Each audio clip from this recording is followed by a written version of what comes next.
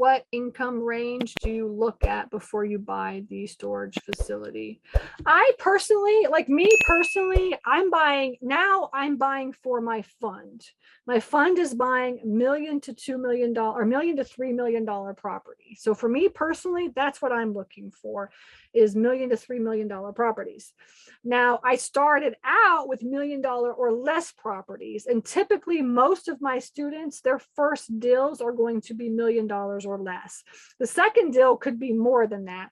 But I do have some students that are like, no, I want like, $1 million or more. So essentially, like one of my students, I just talked to him earlier, and he has like $125,000, so $125,000, if you put it 20% down, I mean, that's an $800,000 facility, $800,000 to $900,000 facility. So think about how much money you can put down on an income producing property, and then you'll, at 20% down, and then you could figure out how much money you could come up with. Now, you could find a mismanaged facility for, a quarter of that, really. You could buy a mismanaged facility at 50% for $300,000, or you could buy, three of those if you want to. But so really kind of just like, it just depends on how much money you can come up with. And then, but a mismanaged facilities, you have to have private money because a bank is not going to lend to you. Okay. So the question that you should be asking yourself is like, how much money can you actually afford? All right, number one. And then number two is, like the truth is, like when you get out and you're looking and on this list of all these things I'm listing out here, when you're looking for property, the truth is that you have no idea what's going to come across your plate. Your job is to talk to owners, as many owners as you possibly can, and to put offers in. And you have no idea which facility is going to be the first facility that works. It could be mismanaged, it could be income producing, it could be $1 billion, it could be $100, right? So like, get out there and just look and talk to owners. That's what you have to do.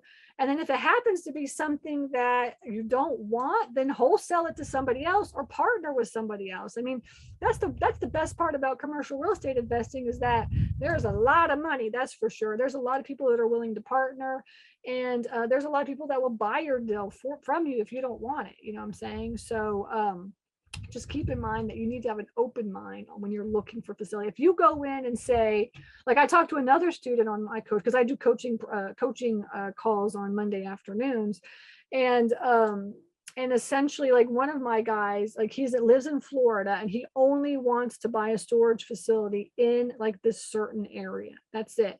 And he's like, this is my area. I want to be here. I want to be able to manage it.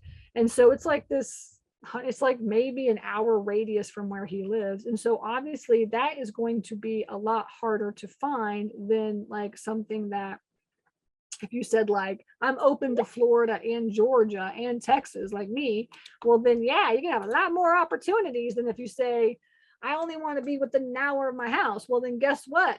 There ain't a lot of storage facilities around. Okay. All right. Let's see.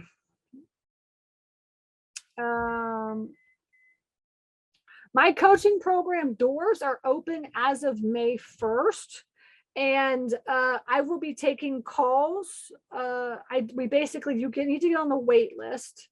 And then once you get onto the wait list, then you'll be notified that my schedule's open to talk to me about the coaching program. Okay. And the coaching program is typically $1,000 a month. All right. So it's you got to be able to afford $1,000 a month. All right. This is an investment. The lifetime membership is a different price. And then now my turnkey acquisition solution will be a different price. So we'll have 3 different levels, but just so you know, it ain't cheap. All right. This is an investment, and this is like, I know I want to buy storage facilities. I'm going to invest in this kind of a thing. Okay.